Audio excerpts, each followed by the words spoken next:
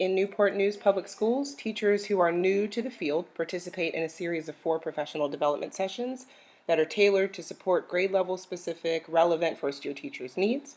These sessions, referred to as the New Teacher Institute or NTI, are facilitated by me and my colleagues, and together we make up the Newport News Public Schools Teacher Coach team.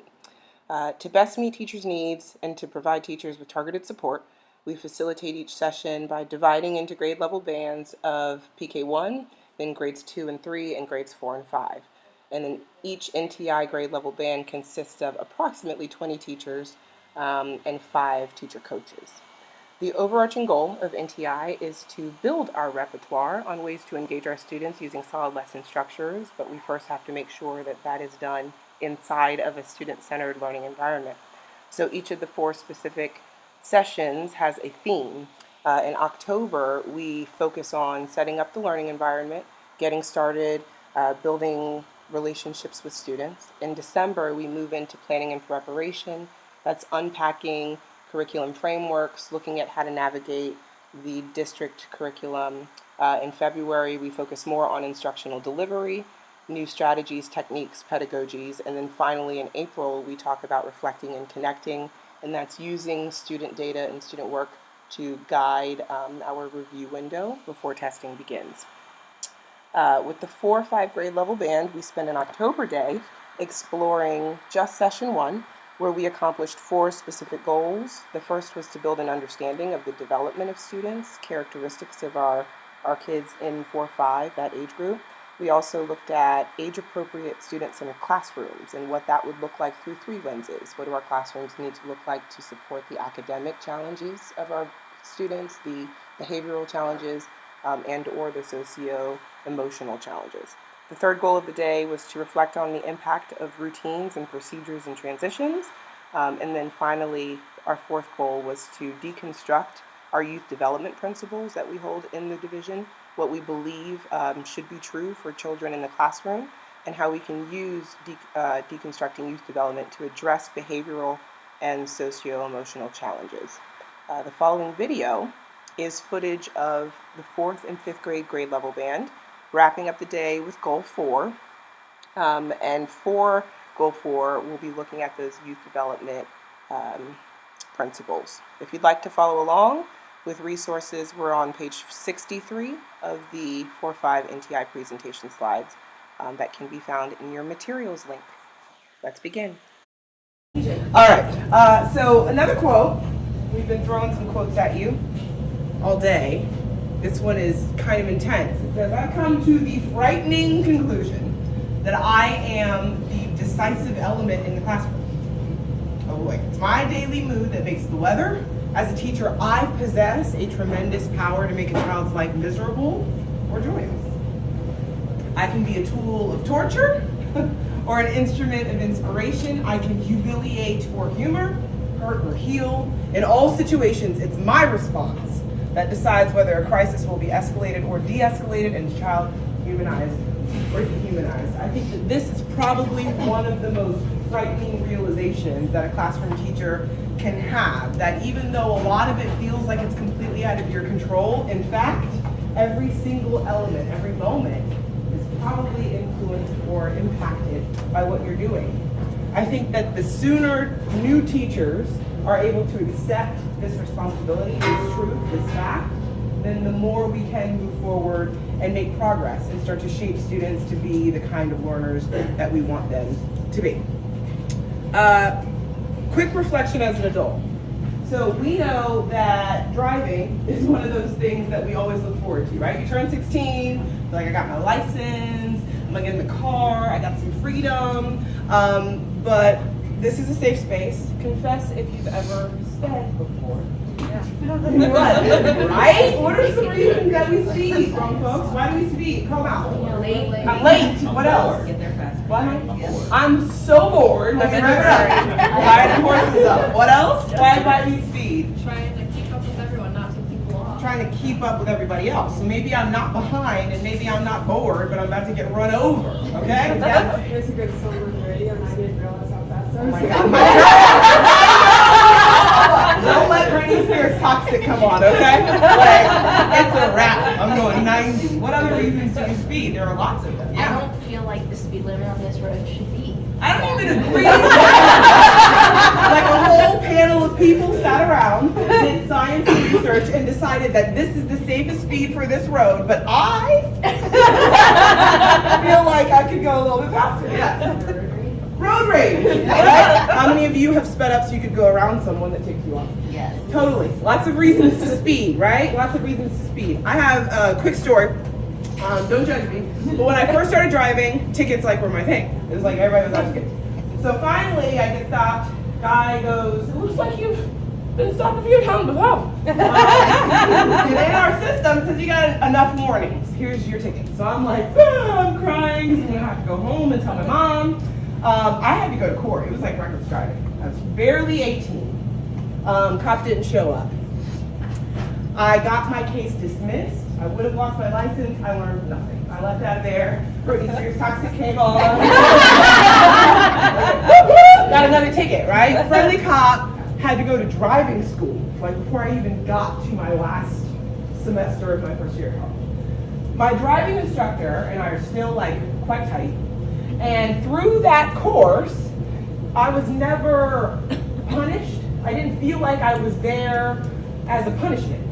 He was always very welcoming, and everyone around me was in the same boat. I left the driving course feeling well taught, feeling like I better understood the reasons I should not speed.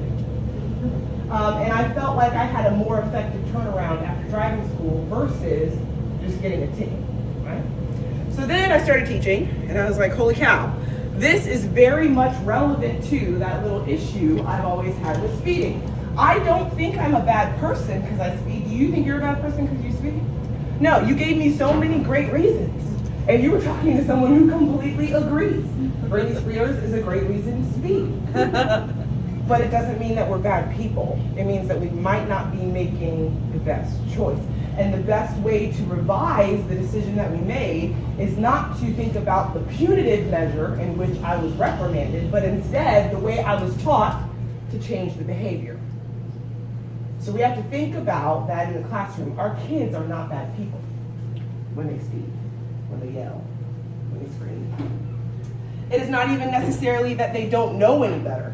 How many of you have said that? My kids should know, right? Shouldn't we know not to speak? But we do it. And we find a reason to justify it every time we put the pedal to the metal. So we have to think about what is going on with our kids. They're not terrible people. They're not trying to ruin your day. They're making bad choices. Are you going to be the cop or the driving instructor? Right? Sometimes both are necessary. Sometimes you have to be both at the same time. But certainly being just the cop is not going to change a behavior. Passing out a punishment or giving them a ticket, making them pay a fine, those things are not going to change the behavior. It was going to the driving school where finally somebody said, this is a new way to do this. And these are all the reasons why speeding is not okay. You know, it was finally someone doing that with me as a teen before I really even saw value in slowing down. I think we have to make sure we keep that culture in our classroom with our kids, right? That means we have a job to do. Whenever we're looking at our babies and we're having a hard time separating their behavior from who they are, I want you to think about an iceberg. Because there's so much more under the surface that's going on than what you can see. Even if you are in a boat and you're traveling on top of the water, this is a danger zone. If I hit it, I'm in trouble. But boy, oh boy, this is a whole nother level or area of possible danger, potential meaning that I'm not even really paying attention to. And I have to make sure I always consider what's under the surface. What feedback is my kid trying to give to me? What is their behavior trying to tell me? What are they trying to communicate? Because I don't want to interpret them as just being bad. I have to identify what they're trying to do or what they're trying to say or what they're trying to communicate so that I'm better equipped to address it.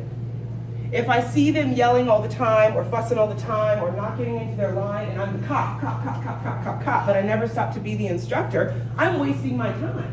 Because I'm now addressing the behavior and that's not even what they were really up to. They weren't just trying to yell, they were trying to communicate that they don't like this way that we transition. Or they were trying to let you know that it's too noisy in here and I can't focus. whatever it is, we have to look under the surface. That's our responsibility, regardless of how frustrating kids are every day.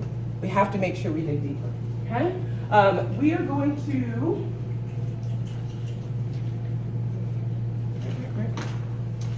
we're gonna break out. We are gonna give you all an opportunity to go to some rotations. There will be 3 options for you. You will choose 2 of them. We'll spend 20 minutes in each one, and then there will be a very short transition period in between. Your options are going to connect to strategies for coping with, dealing with those challenging behaviors for your kids. Seeing what's under the surface, understanding that as an adult, this child might be telling me something different. There may be an underlying issue, is only half the battle. The other half is then being the instructor, getting the child to then change the behavior. Me identifying that the behavior, it might mean something else, is only the first step. So we want you guys to go to some breakouts where you can walk away with turnkey strategies, things you can say and do with your kids starting tomorrow that can address some of these underlying issues so that you can get to the heart of what their concerns are and correct them instead of speaking to whatever they're just showing you on the surface. So your first option is with Heather. I'm gonna let you give a little rundown of your stuff. So I'm going to be working with de-escalating major disruption. So what do you do when a student gets to the point where they are so frustrated or so angry that they cannot work? How do you get them to de-escalate and get ready to go back into the working mode? Your rotation is going to be? About logical consequences. This is where you go whenever you've tried a lot of other things, but there's definitely a consequence that needs to be assessed. And I'm going to do what I call tackling trouble in tandem. And that means for a child whose behavior has been specifically challenging, specifically disruptive, but also repetitive, right? Something that you feel like you've addressed over and over again. I've tried this, I've tried that, I've tried this. This particular child is still continuing to do this. If it's repetitive, then you can come this way. And we're going to talk about a strategy for how to narrow it down and get to the bottom of things, okay? Voice and choice, you may choose, you may sort. If you get somewhere and there's like 20 people there, just pick another. You'll get to choose 2 and you'll spend 20 minutes in each. Questions? Yes, ma'am.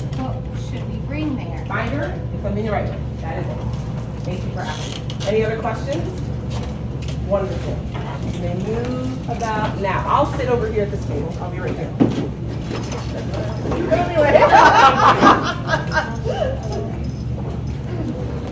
All right. So if you guys will open up your binders to that time of day task, that one graphic organizer where you wrote in particularly challenging moment of the day.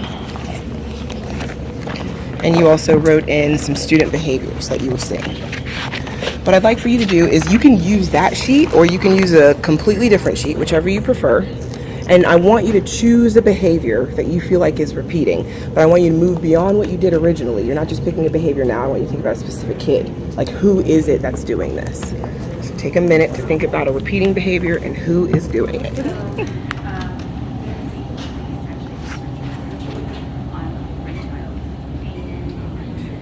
Around there, have a little bit of blank space so that you can answer 5 questions for me. You can number 1 through 5, or you can just which number as you go. But you're going to answer these questions quietly to yourself about this child and about that specific behavior. Okay? All right, is the behavior more present when certain people are around?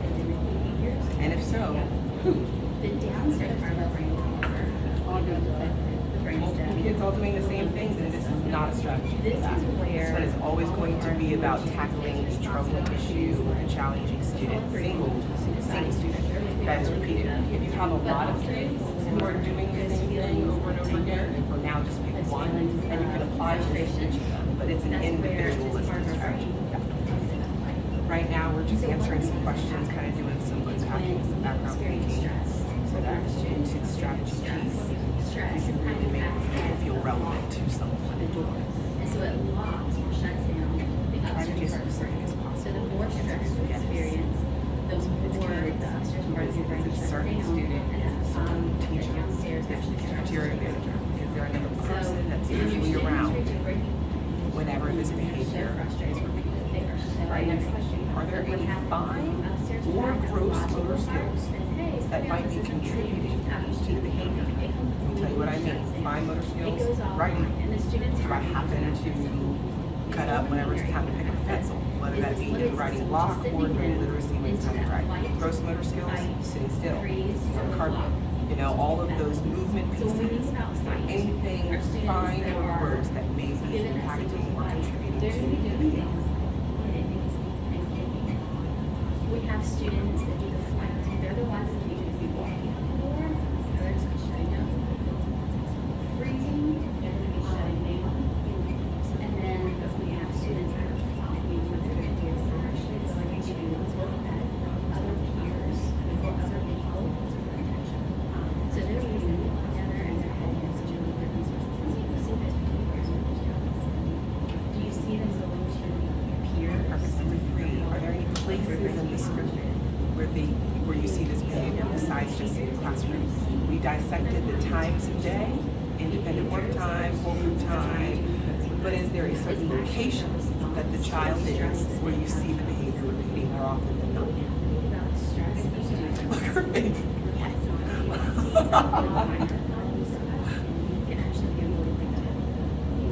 So let's say Alyssa and I were talking at lunch and she got mad at me. That doesn't seem like a big deal to us as teachers. However, for some students, they start thinking about, oh gosh, Alyssa knows this, she's not going to be here, she's not going to be my friend anymore, I'm not going to have any friends for the rest of the school year.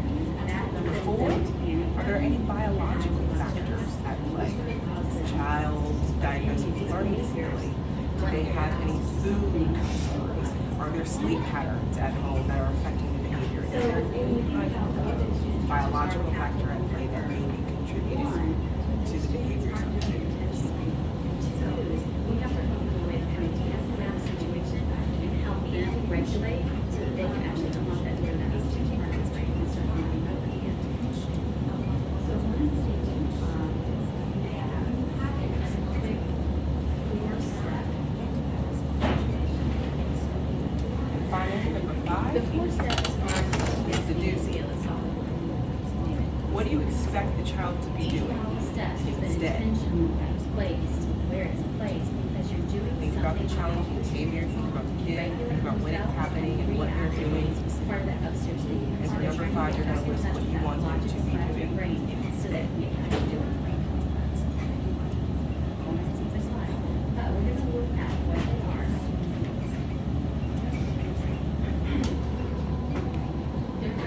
As you finish up, I want you to go ahead and keep that somewhere nearby. You don't necessarily have to share out because all of these things are just very private reflections. This strategy, teaching kids how to tackle their challenging and repetitive behaviors together, is something that can only happen after we've done the work of identifying if this is really an issue. Unfortunately, the kids can't map their way through these questions. They can't answer these things for themselves. So that's our job as a teacher, to unpack them first, not to just say, I don't like this behavior, it keeps happening, I'm over it, right? But we gotta really strip it down and figure out what's going on so that we can tackle it appropriately. Can you guys share with me what your behaviors were?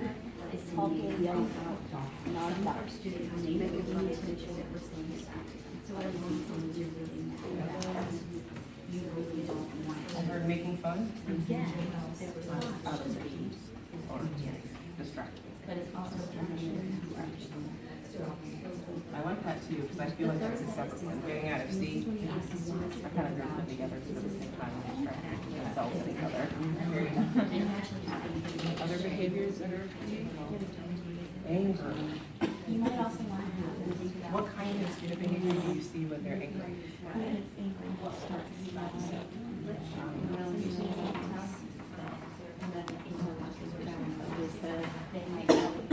So we're physical too, right? We're physically grabbing things or shaking ourselves and those things. No, sure. The actual, again, all of these behavior is different every time. Okay. It's his reaction, not taking it out of the brain. Okay. So what would you want to call that? Yeah, I was thinking lack of responsibility, right?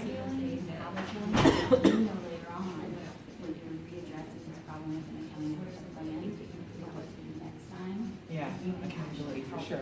So all of these behaviors are incredibly frustrating. They can totally derail your lesson, and especially if they're repeated. Talking all the time, yelling, shouting out, getting angry, distracting, we're getting out of our seat, we're being physical, we're making fun. These things in isolation are not cute, let alone if they're happening over and over and over again. It can be really disruptive. So I would love for you all to think about this, what we said with the mistaken goals, and what we talked about with the iceberg. And I want you to consider that these words here might be the shell of the egg. The shell of the egg. If your kid is an egg, these are the things you're seeing on the outside. You're seeing them yell, you're seeing them talk, you're seeing them be distracted. They're lacking accepting responsibility, they're making fun. These are the things you see on the outside. What might the yolk be, though, for each one? If I'm talking, what am I probably communicating? Engagement, right? Then we start thinking about how are we going to help them with that. What if I'm yelling? I'm probably frustrated with what? Let's be real specific. Not knowing. Not knowing, so maybe I'm mad. Maybe I feel powerless, right? So this is just the 4 steps. We do the same thing. We start to raise our voice, right? Even in a classroom setting, when we feel unheard. Absolutely. What about distractions? What is the mistaken goal there? What might they be trying to express? When what we see in the shell is that they are distracted.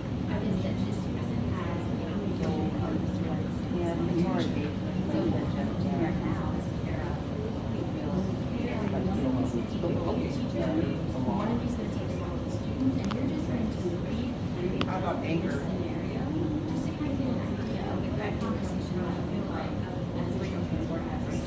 Yeah, I agree. All of this is actually, it shows up here. Anger shows up, it manifests itself in a lot of ways. Good. Making fun of others. But I truly be trying to communicate. I'm insecure. Yeah. Nice. I'm physical.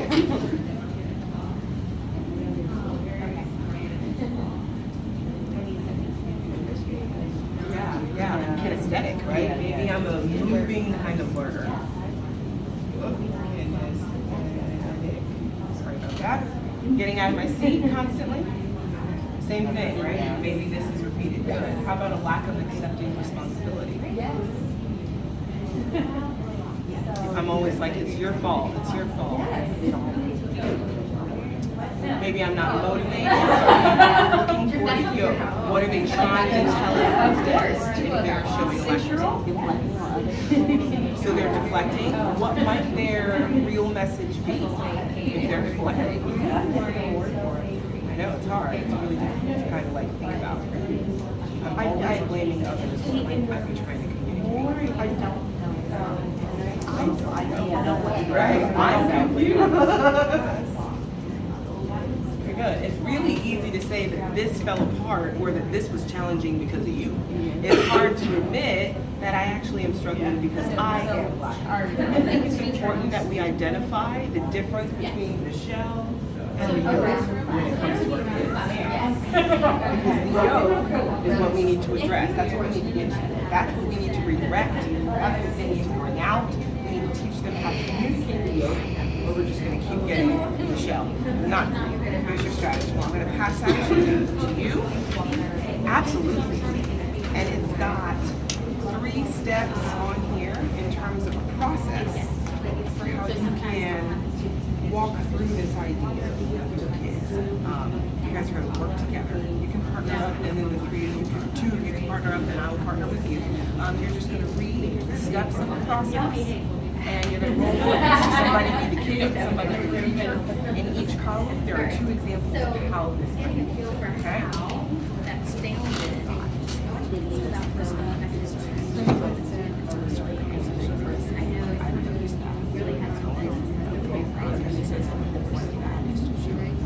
But as you were reading it, and helping them shape the behavior. yes. That's really our student. Yes, it's hard to say that. Because first of all, you have a parent that knows how questions they're getting used or mentally explain how you're frustrated. Yes. And then they just have this big problem, which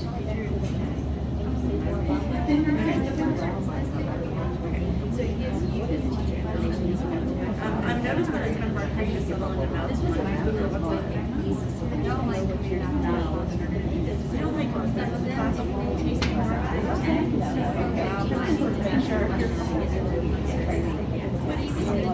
I love that. So finding the adult concern and showing them that there's actually another perspective besides just the one you have right now, because that's what's really your anchor.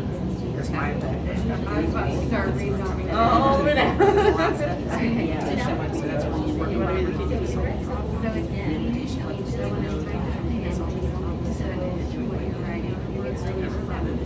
It's just really annoying. I never get to finish. We always have to So I'm gonna start with teacher or I know you're still I upset. have to stop in the middle of everything. I really hate stopping. The next day I can't remember what I was going to I write. know that you're still upset. I don't like coming back to the class. Alright, number 2 is finding the adult concern. This is the step in the process where you identify It's just so wow. Read other teachers to make sure this isn't a time flaw on rules or you can I mean, everyone is wow in the cafeteria. Then my energy gets mobilized, and that feels hard. It may feel hard to pull back or not sound rigid to yourself. This is a good time to remind yourself that at this moment your downstairs brain might be harder to access as well. So I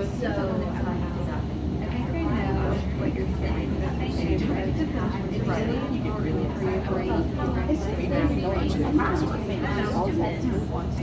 I hear you. The tricky thing is that we all need a transition to science.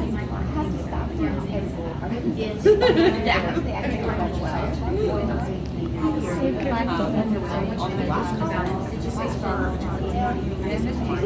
and able to communicate their feelings as well as this lovely first example. So can we roll through again? That way, I wonder if there's a way for us It's to just really annoying. I never I get wonder how to to finish. step We always have to come move back on into the the side. room ready by the Do you have any ideas? Stop in the middle of everything. I really hate stopping. The next day I can't remember what I was doing. But you could leave the lunchroom a little early and help me set up. Is that something you'd like to do? Yeah. I wonder how you have a better idea about I don't know. we have this time that I found down here that was I guess is compliant, not feeling it nearly as much, but getting there. Perfect timing. That's great. What did you notice about the first example of the child and the second example? Was there like a difference? With the child specifically, yes. He was like, yeah, maybe, I guess. Yeah, I want to try it. Yes, I love that they give two examples. One is from the lens of a child who's probably a little bit more ready to re-enter the learning environment, and one is probably one of your kids who's a little bit more resistant, right? It's going to take a little bit more rubbing down. You're not going to get it, yes, I have a great idea, let's work together, teacher. Instead, you're going to get a, I don't know, I guess, that's fine. So I like that this is a realistic approach, because you're not going to have every child who comes right in and is ready to learn, but it's got some strategies for how you can rub it down. What I'd like to do with our last 2 minutes together is either with your partner or on your own, whatever you want to do. I want you to focus on this last bit. Think about your kid that you wrote down and the challenging behavior that you said was repeating when we first got here. And I want you to picture a conversation with you and that child down here at the invitation. The empathy part, not going to be hard. That's just you telling them, I see you, bro. All your kids are going to accept that. The defining the adult concern, also not going to be an issue. Your kids know exactly what's going on. You putting it into adult words and giving it a term, also not going to give me an issue. When you finally ask me to do something that's going to change my behavior, the child you identified may give you a little bit of a run for your money. So before we leave our group, I want you to think about how can I apply this strategy to the situation with me and the student I came over here thinking about. I want you to be able to leave with a strategy that's relevant and not just one that you have in your toolkit that you might pull out later if you feel like you need it, but you can already start thinking right now about how you can use this with them. All right, so just take a few quiet minutes, or you can work together, but I want you to script out your conversation, your invitation with your challenging student. You can write it, talk it, whatever you'd like to do.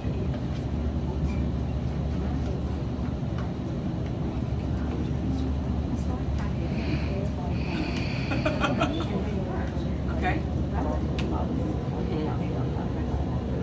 Okay? Okay?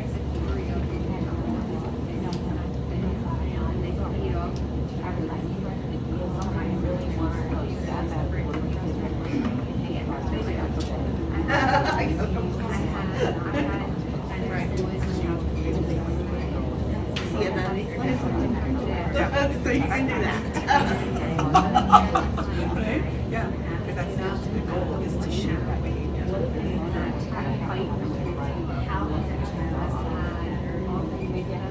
That's a great discussion to have. Absolutely. But we don't have to have it in our meeting. But on the same side, I don't know if it is time. Girls are just talking. Right. Yeah. So, yeah, you can have. Yes.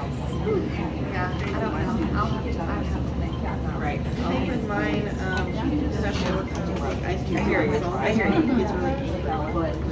And I wonder, how could you, take a minute for calling out when you're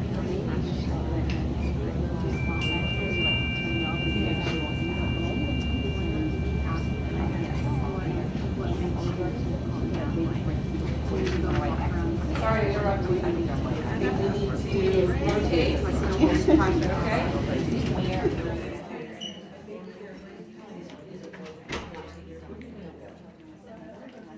Okay, I die. Every time I get a finger wave, I die. So I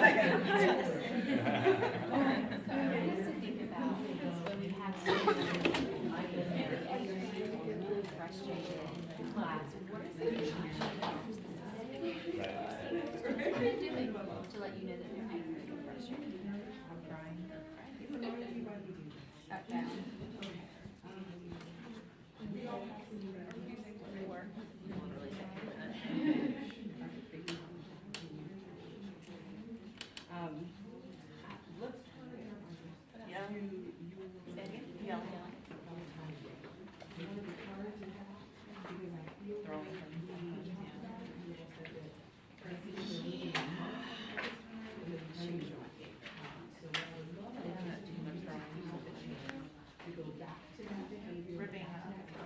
So just showing.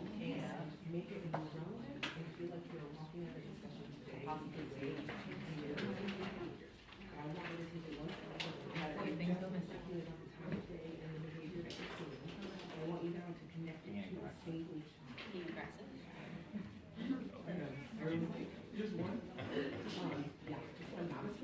Walking out. I was waiting for that.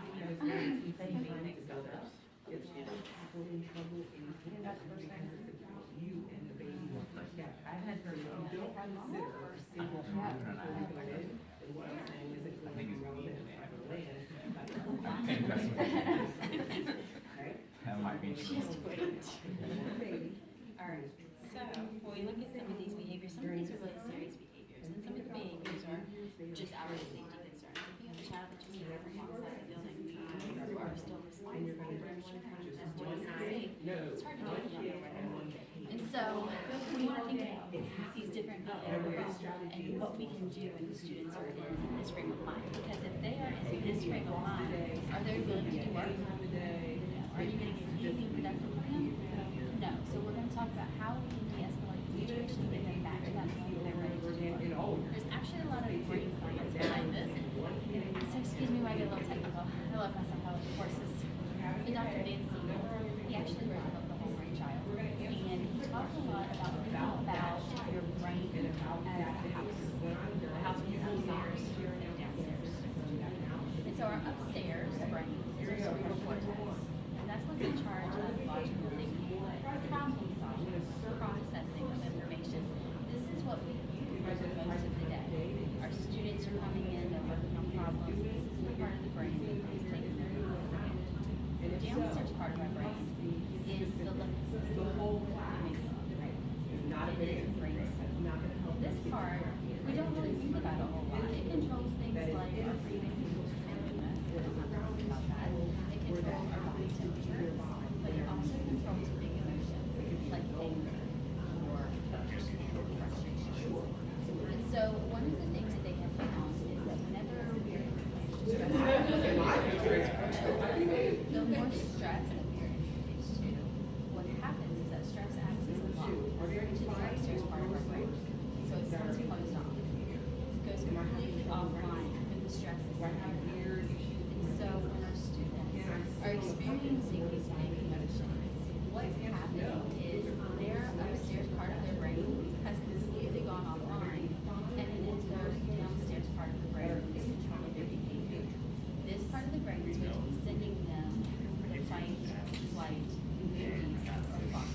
So the fighting response, those students that are in that fight zone, that's where we're going to see things like throwing things, yelling, destroying things that are progressive. When we think about those students that are in flight mode, they're going to be the ones that are slamming the door and walking out. We have students that are in freeze mode. They're the ones that have been shutting down and freezing to work. And then we have lock mode. And that's where our students are actually going to turn to their peers for protection. So instead of addressing feelings with adults, they're going to go over and hang out with their friends. So this was a big aha for me because when I started thinking about the student behaviors that we're seeing, every one of these behaviors take place in the classroom. And I never really thought about when the students are in this mode, they are not in control of the responses. Their downstairs brain was taken over and they're in protection mode. So we have to think about what the threat was that actually got our students to this point. It's just every threat. We have to know that the threat was severe enough to the student, whether it was internalized that way or if it was an external threat, that they actually kind of flipped that switch. And so something as minor as Alice said that she was guiding to lunch at lunch today because I didn't share my applesauce with her. For some of our students, that becomes a really big deal because then I start thinking, oh my gosh, she's not going to be my friend anymore. And I'm going to be new in school and I'm not going to have any friends and I'm not going to know what to do. And suddenly, I'm in this downstairs room. And so I'm reacting in a different way. My teacher asked me something as simple as, she's not hungry. So what we have to make sure that we're doing is helping our students regulate their behavior and get them from downstairs thinking back upstairs. It's something that's going to take time. Some of the relatively minor issues, they might take maybe 10 or 15 minutes to address before the student's ready to get back to work. We have some students that have severe emotional issues, or they have expected or experienced some kind of severe trauma, and it may take them long. We may have students that with us at the end of the day that have not actually returned to the upstairs part of the brain, so they're not going to work for us because they're emotionally taken care of. And so we have to be able to try to de-escalate the situation to the process, and we can get them somewhere doing something while they're still in our care. So what we have is a 4-step process where we're going to try to get our students first. We're going to have them get to yes. Once they get to yes, we're going to have them name the problem that's bothering them. Once they have named it, they're going to state that problem. They're going to let us know how big it really is. And then we're going to link it to a specific plan that they're going to be using to manage their work. Each one of these stages has very intentional pieces that we do, things that we're asking or saying, and the entire goal is to get the students to slow down, start opening the door to the upstairs part of the brain, start accessing the problem solving and analyzing feature, and to actually start thinking about why they're upset and how they can regulate their emotions and get back to work. So as we go over this, the part on page 100, we're going to look at in a few minutes, but I want us to start with the other side. On 157, it has 2 parts, the first step, then it has what it is, and then it says key phrases. And what it is kind of tells tells us not only why we're doing this, but how. So when we're trying to get to yes, the whole idea is when a child is operating on the downstairs brain, the first step is to start accessing that upstairs brain. And so we do this using contact statements. When we use contact statements, those are series of questions that get us to say yes. If you notice, they might yell yes. That's okay. That is once you get to the point where they are saying yes. So some of those questions might be things like, are you mad right now? They're going to tell you yes, because if they are mad, if they're not mad, it might be frustrated. So you're going to ask them questions about their emotions. Then you might start with, are you angry with me? Are you angry with your friends? Are you angry with the cafeteria? Talk it back. And then, do you really need whatever more you're taking that might get started? So these are all series of questions that get them to say, we're going to follow the last word. You're doing all slowly opening that door. The next thing you want to do is name it. And this is where you're going to show the student, you're showing that you're understanding how they're feeling. So this is where, in non-judgmental terms, you're just restating what you're mad at. So you're really mad because Constantly you didn't get your in all the wrong. Or you're really mad because so-and-so didn't share their lunch with you today. Again, the response from the student should be, yes, that's why they're mad. When we scale it, we ask the student to do one of two things. We can either have them scale it by the size of the problem. So if it's a little problem, is it a big problem? And they actually physically use their hands to scale that problem. Things that might seem clear to us, you will find probably are like this for our students. That kind of helps you put the scenario in perspective. So if you think it's a little problem, you don't dismiss it, but they think it's a big problem, you know you really don't have time to address it. Another thing that you can do here is actually start having the student talk about what they're feeling with. And you can show them where you're feeling off. Are you in your stomach? Maybe you're nervous, you're frustrated. Maybe it is they're really angry. They might start feeling their head might be hurting. Right, there's always a space to pick your So asking them to always about where I want this behavior to change. Ignoring it going to do will that. help them kind of So I agree with regulate you. I think those that's feelings and Here's my curveball further to the next step. because Our this next is a step space that we to live in solve. breathe each day. As you all This is say. where we're going to define the problem and The get back to a truth is, at the end of the day, solution. these So now our things goal are all the is same. simply to make sure that the student is If you able think about our kids, to regulate his emotions and go back to they're little eggs. if they're not able to go back to work, then we need to make sure that we're ready to give And the them behaviors we opportunity to see continue to kind of calm down and de-escalate while regulating those emotions and then coming back to them later so for that a we can honestly honor them So instead of this is what it looks like in theory. These are some key phrases that you have. we have to This is something that the show. takes practice. We gotta get to The the first time you try to do this with So I want you to tell me what you think you have to a kid get a might feel be for it. trying to say. It helps to have this nearby. If So what if you you have see this in a is place that that you they're can access it easily, there's nothing wrong with grabbing it, taking it with you. So So maybe you kind of engage- have to guide some of those questions of what to ask. Pretty soon it might actually feels pretty natural because you'll hear that you'll just have a sense of What they the need to kid, say what might a and kid what helps you truly to be de-escalate. getting at or trying to communicate when they're On talking the about? back of this, there is Right, they want to actually share their opinion. the what it Is is that a again. crime? This is the same No what way. it is from the other side. That Last hasn't word. changed. But this time it has what it might sound like. And you Yeah, can see I that wanna be down like heard. teacher, student, role play. Maybe I need And so what I'm help actually gonna learning ask the you best guys way to to do do it. is pair up. Maybe I need to be Pair up. One of you's gonna take the role of the teacher, one of right you's gonna take the role of so student. that I can And I actually just want you to have read a through listening it. So for your audience. student, remember you're angry, But that's what you're I'm really emotional, getting that's at, your because I want to be heard. And then for My the approach, teachers, Michelle, you have to not try to you. stay calm. This is my intention, and help and the it's student not to mine. escalate. What about The here, living situation. constantly? Right. When you get to the alternate ending, you can stop. We'll talk When about that. When restless legs Exactly. exactly what might they be trying to communicate when they're constantly It works moving. really well. They're It's like, like just trying to uncomfortable. They're getting uncomfortable. If you don't know that person, It's normal. Exactly. Research says that a child is biologically able to sit still for as many minutes as their body. I'm rarely looking at it. That's really, really bad. Yes. Are you physically like, can't really. You're really Yes. I'm really angry if your body's The way cloud you're size. where in your Yes, body do you yeah. feel Where in your body do you feel that? Are you Yes. a little mad? Voice. Really. Are you a little mad? Reaction. Or a lot mad? You seem aggressive. The Always reason coming at you're you. so sensitive is Yeah, powerful, right?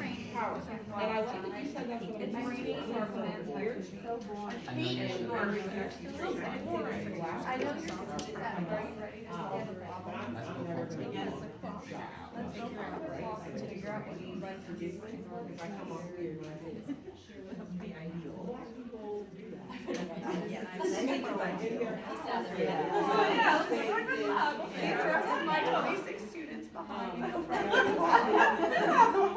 So If you're one of those fortunate few that have someone else or work for your daddy, you, then you might be able to do your that. hair, It very right? rarely You know what I happens, mean? so. I'm not saying it's a Don't worry, good we're gonna thing. spend a little bit of time talking about who the only person in the room, what you do, what you do using your resources. So in my classroom, Escalate and- this isn't going to go away because I'm surrounded by So thinking about this from the perspective of the students, what are some things still a that you piece notice? of how I communicate.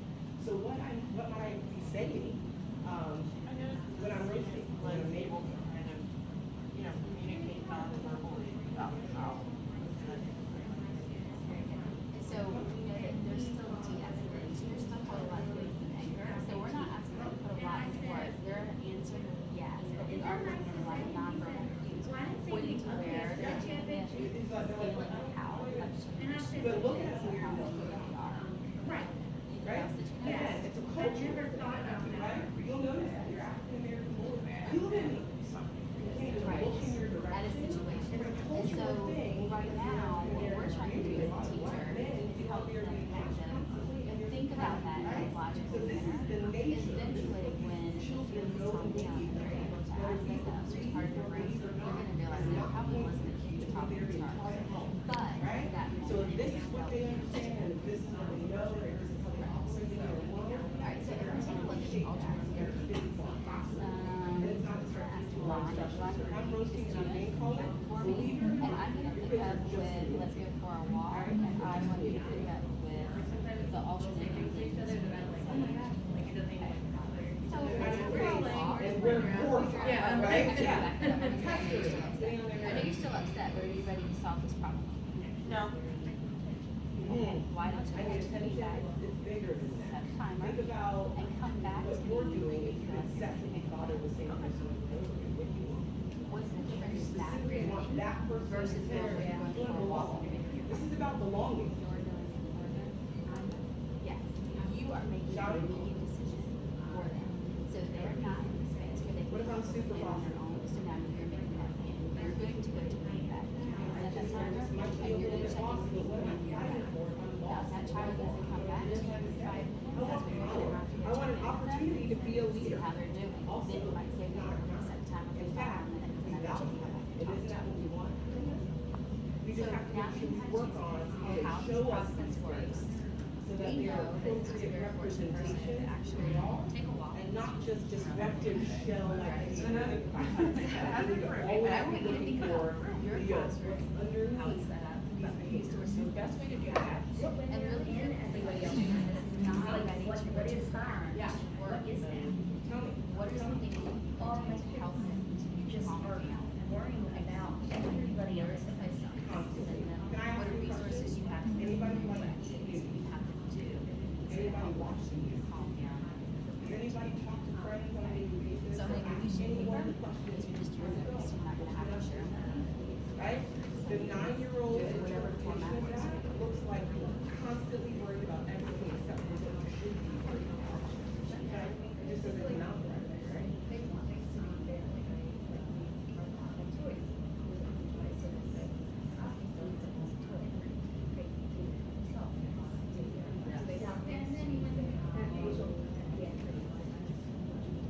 Absolutely, absolutely. Think about the yardsticks timeline study that we did this morning. You noticed that one, social emotional characteristics are all the time.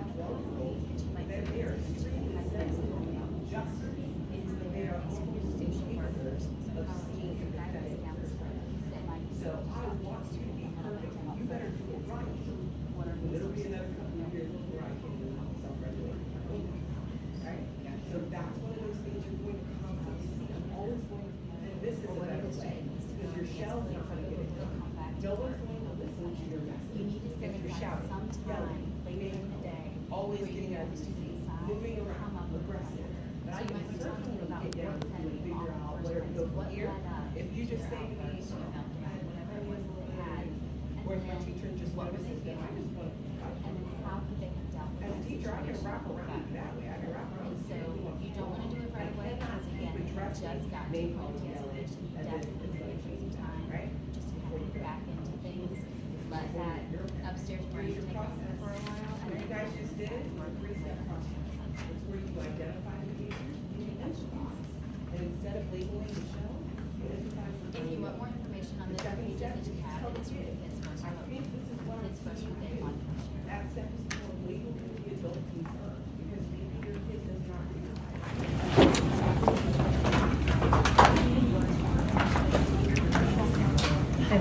So as you're coming back to these sheets, as you're coming back, I want you to just start thinking about what is it that you had to think over for your sessions and what might it have been. Anything like that?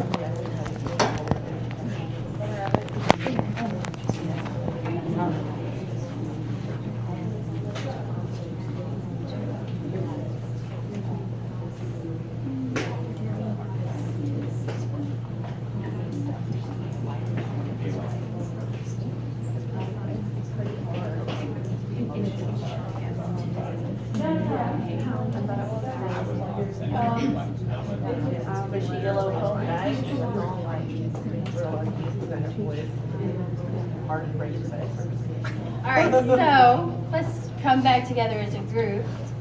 What are some things you noticed? What were some similarities between, you all went to different sessions, but what were some similarities between the sessions that you did attend? Abigail?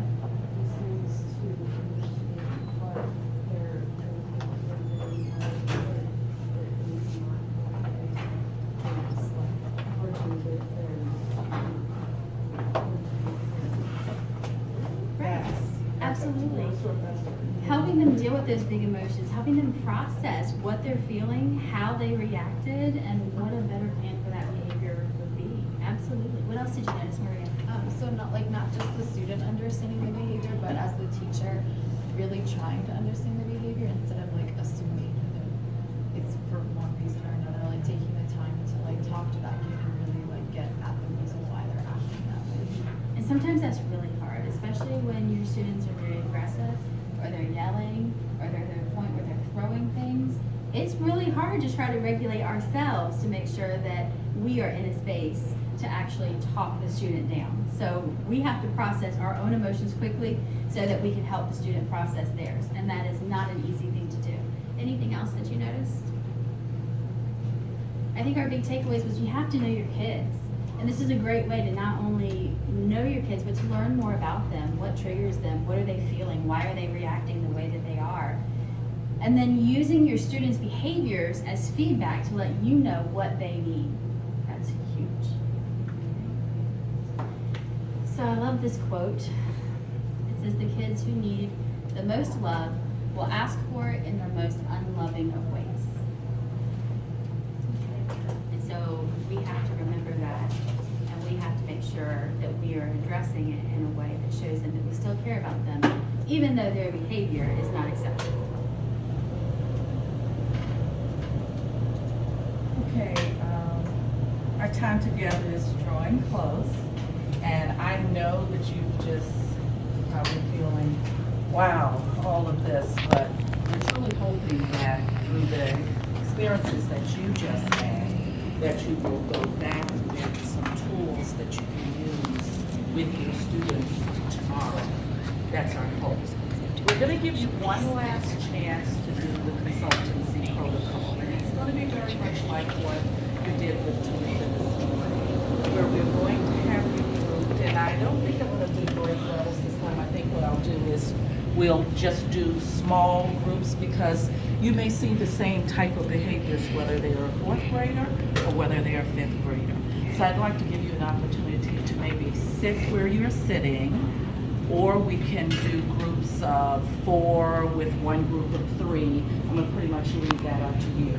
But you're going to have one person who's going to share one problem that they have. We're still going to be dealing with the youth development. One problem that you're having for about 3 minutes, I'm sorry, you'll get a chance to share that with the group. And as Tarika told you this morning, for that time period, no one else is saying anything at the table. And then there will be 2 minutes of which they can ask you clarifying questions. And after that 2 minutes, then you will have some time where you are going to kind of process what they're saying and let them know what you're pulling from their suggestions. Okay? Does everyone understand? So how do we want to do it? We're going to just sit where we are and choose someone from there? Okay, we can do that. So I noticed a couple people yawn at that very moment, and I was like, oh, they're not moving. They're done. They're done. Okay, so All you need to do is just pick who's going to start We're going this. to honor that. Mhm. So we're going to ask that one individual from the table, something that's pressing you, something that you would like some help with. Remember, this morning we talked about the wealth of knowledge that sits right here in this room. So this gives you an opportunity to get some help from your colleagues. Okay, so one individual, and we are going to do 3 minutes. Have we selected the person at the table who's going to share the problem? And we're gonna keep time as a whole group so that we all get together? Yes, okay. So we're going to go ahead and start now. We're gonna do 3 minutes of your talking about your problem.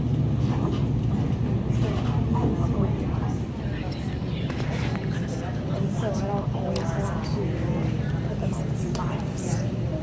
So I put in a lot of like low stakes opportunities for them to participate. Like things like if there's tough vocabulary words in science, I will say the word, everyone else will repeat it back to me because animalia is a hard word for you to get your mind around. And then in the aftermath of this, when he calms down, he will start crying. He'll get upset. He'll call himself a bad, terrible kid. He'll talk about how horrible he is and how mad at I am at him. Even I tell him I'm not mad at you at all. So he's staring the problem. Yeah. Basically. Yeah, he's like, Okay. and then he's got his boss that just follow him and he's the leader. Yeah. So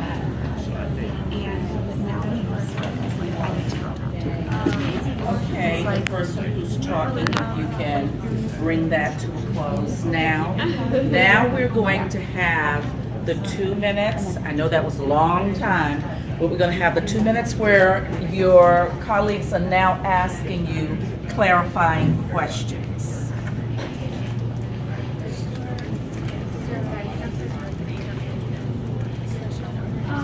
Some of them have, two in particular, there's comments where Is their behavior any different instead of being like in the entire whole class? Like maybe you put them in like a small group, they behave differently, or like they were really in a small group. Have you read his cue card? yes. Nothing about it or anything in there? Nothing like that. I've talked to last year. I have small groups So that, you know, this is kind of happening then, and mom did say that they're interested in medications.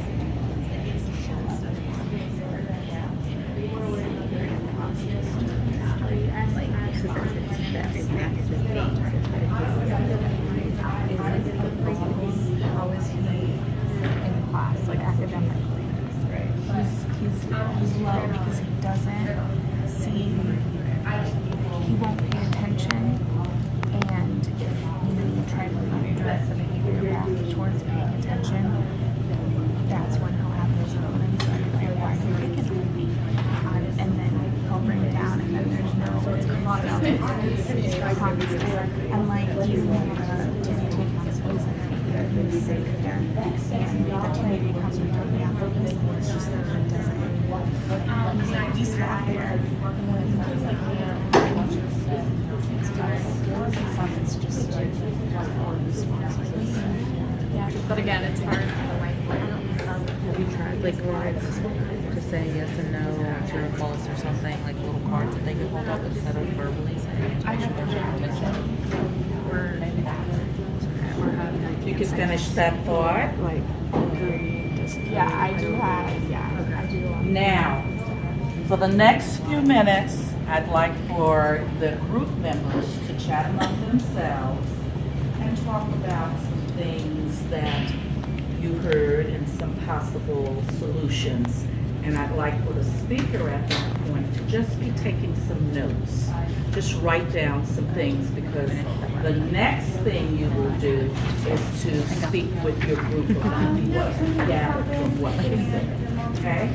So right now, the group members are talking among themselves. The speaker is taking notes. You will synthesize those notes and speak to your group about it right now. But yeah, you know, okay.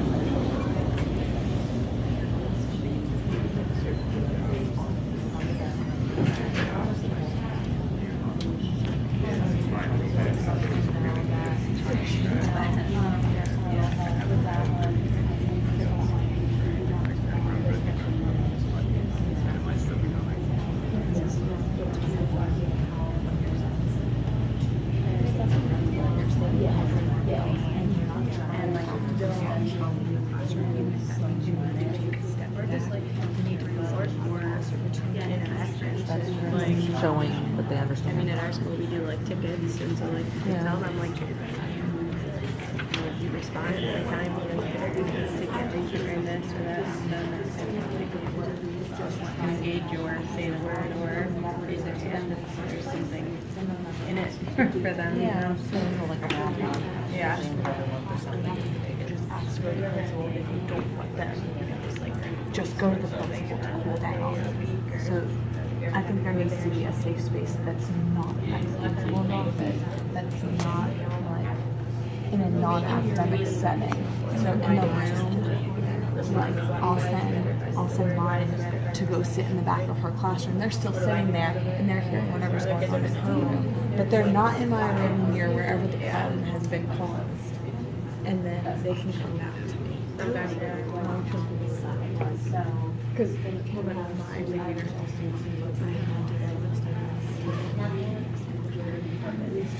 it's 2 weeks of people. And it's just something they really look forward to. You have like conversations with them as you're walking So your kids get to go to the bus by themselves? No, I walk with them. I like we walk in line with their walk with me.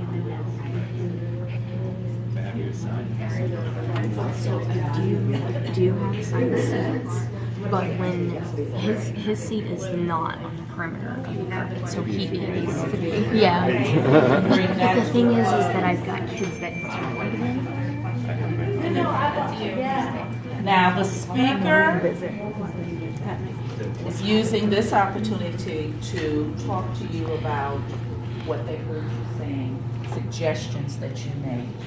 Could you do that now?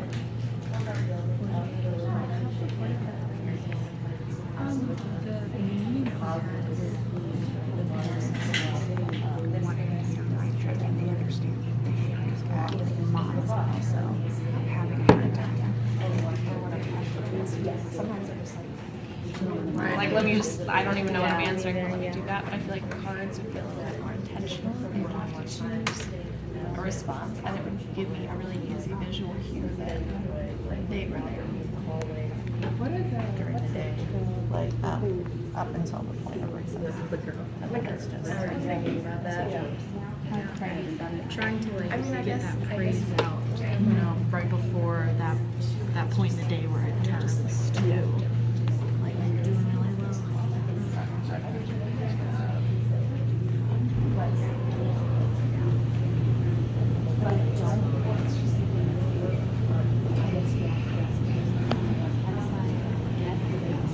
Like that, like my brother during the day.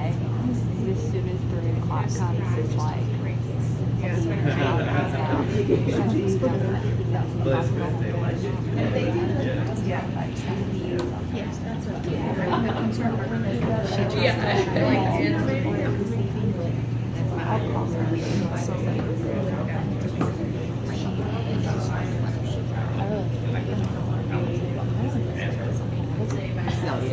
Yeah, that's all 24 of happened.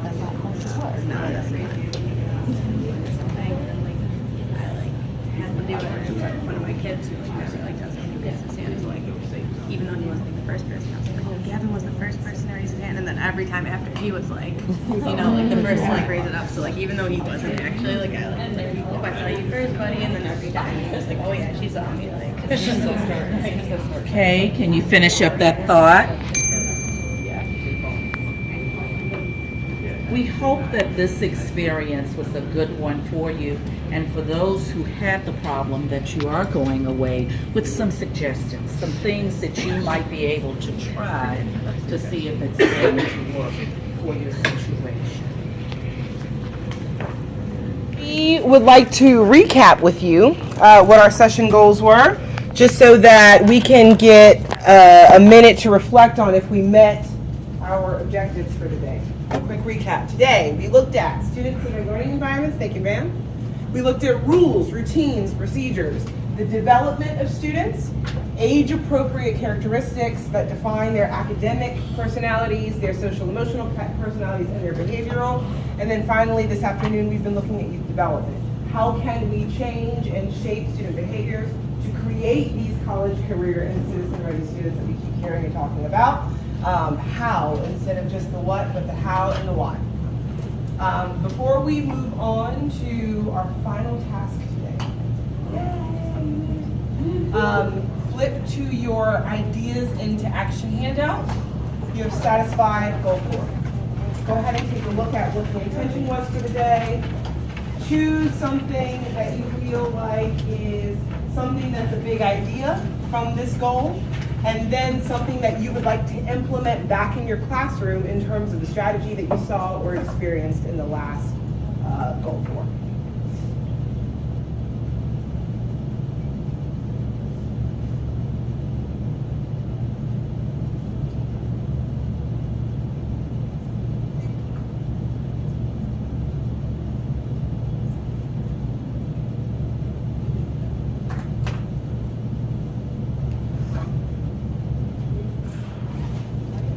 Don't put that page away just yet.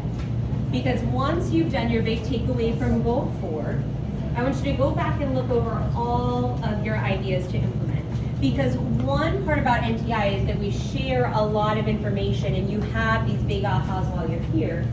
But it's not the ahas that while you're here that are the most important. It's the taking that aha and actually using it in your classroom.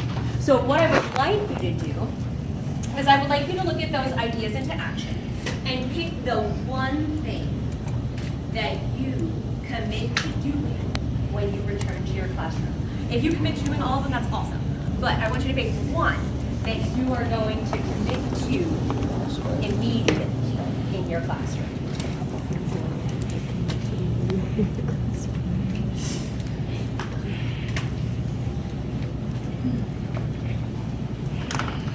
What's your next step? Don't put it away yet.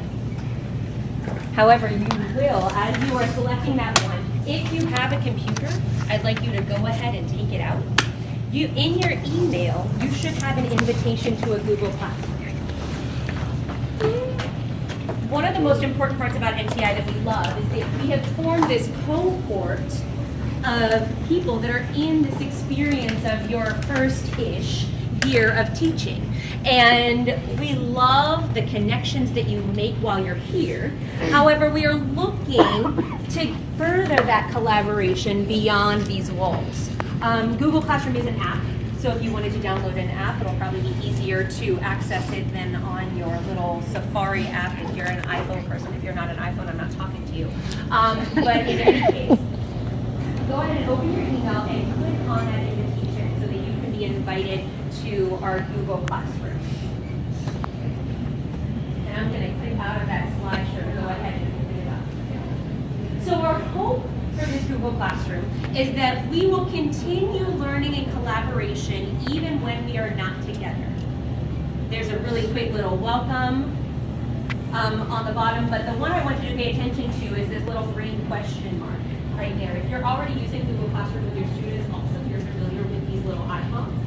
But this little icon means that I've asked you a question. Sarah Sterling posted a new question, considering your big takeaway. So you can actually click on that question. And this is my teacher view. Your student view will obviously look a little different. Considering your big takeaway from this first session of NTI, what is the one thing that you commit to implementing upon returning to your classroom? That commitment that you circle, we want you to go ahead and reply to that question with your commitment. Because a part of being a cohort of learners and educators is not only to learn from each other, but to encourage each other and to support each other. So by putting your commitment out there for everyone, you now have a support of the 19 of you here, plus the 4 of us, and Steve, 5 of us. And so whenever we know your goals, we can help you reach those goals. It's about implementing that.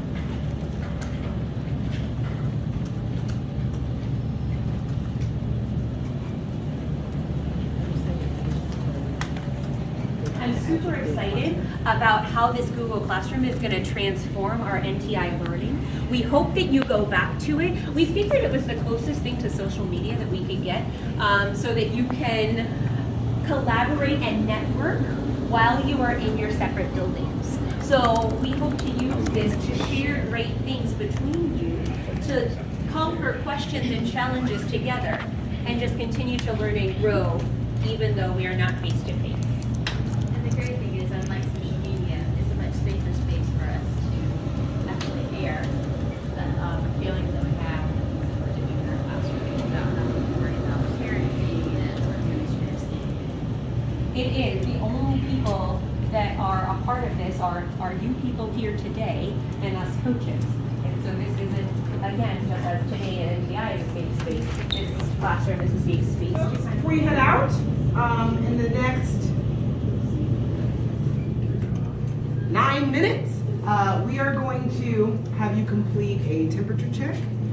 That is our way of feeling you out, seeing how the day went, seeing what you would change, what you would do differently. While you fill in your exit ticket, we are also going to give some prizes away.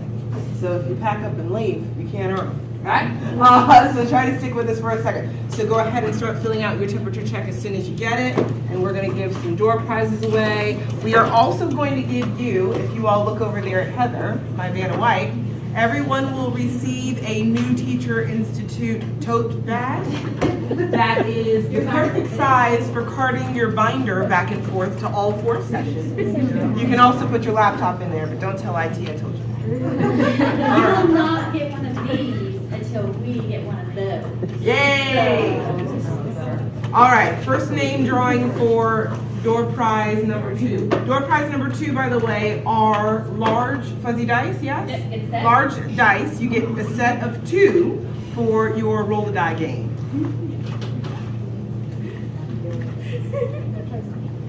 Lindsay. Woo! She literally just said, Or hard. All right, next set will go to Amanda.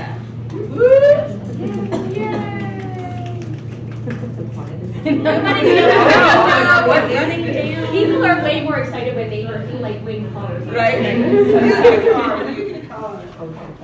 Where's Oprah? Right? All right. Last dice. Die. Dice. It's the person that walks right.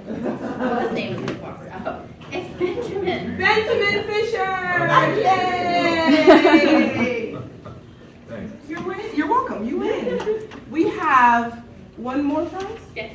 Besides the baggie that everybody gets. Now this one is very special to me. This is your very own chime. Yes. can't even deal with it. You're very on time. Here's the thing though, don't get too excited. It's just one bar. It's okay though, right? And the stick is the same. It's made by the same company. It is a beautiful sound. I believe it's the long bar, so it's that deeper tone.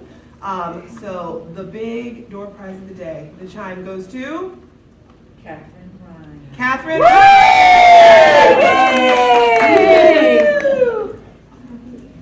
Whenever you're done with your exit ticket, you can pack up, bring it this way, and we'll give you a bag. Thank you so much for coming to be with us today. We know that it's not easy for you to leave your classrooms for a day and leave your babies behind with a sub. We know that that was probably challenging and nerve-wracking. Miss Stephanie, thank you, madam.